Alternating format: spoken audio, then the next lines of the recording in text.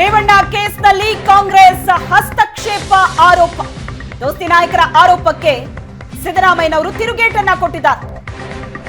ಅಪರಾಧ ಇಲ್ಲ ಅಂದ್ರೆ ಜಾಮೀನು ತಿರಸ್ಕಾರ ಯಾಕಾಯ್ತು ಅಂತ ಪ್ರಶ್ನೆ ಮಾಡಿದ್ದಾರೆ. ರೇವಣ್ಣ ನಿರೀಕ್ಷಣಾ ಜಾಮೀನಿಗೆ ಯಾಕೆ ಅರ್ಜಿ ಸಲ್ಲಿಸಿದ್ರು? ಕೇಸ್ ಇಲ್ಲ ಅಂದ ಮೇಲೆ ರಾಜಕೀಯ ಎಲ್ಲಿಂದ ಬಂತು?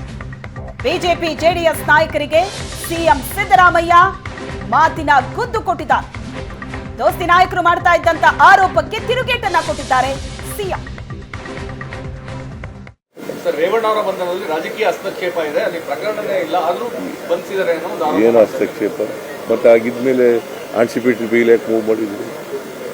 ಏನು ಕೇಸ್ ಇಲ್ಲ ಅಂದಮೇಲೆ ವೈ ಈ anticipatory bale application is rejected by the court? ಏನು ಕೇಸೇ ಇಲ್ಲ ಅಂದಮೇಲೆ ಆಂಟಿಸಿಪೇಟರಿ ಬೇಲ್ ಕೊಡ್ಬೇಕಾಗಿತ್ತಲ್ವೇನ್ರಿ?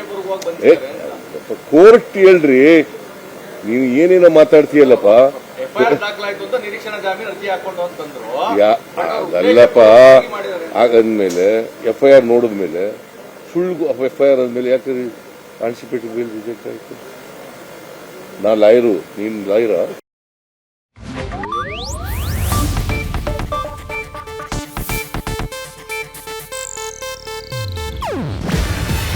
ಇದು ಏಷ್ಯಾನೆಟ್ ನ್ಯೂಸ್ ನೆಟ್ವರ್ಕ್ ಪ್ರಸ್ತುತಿ.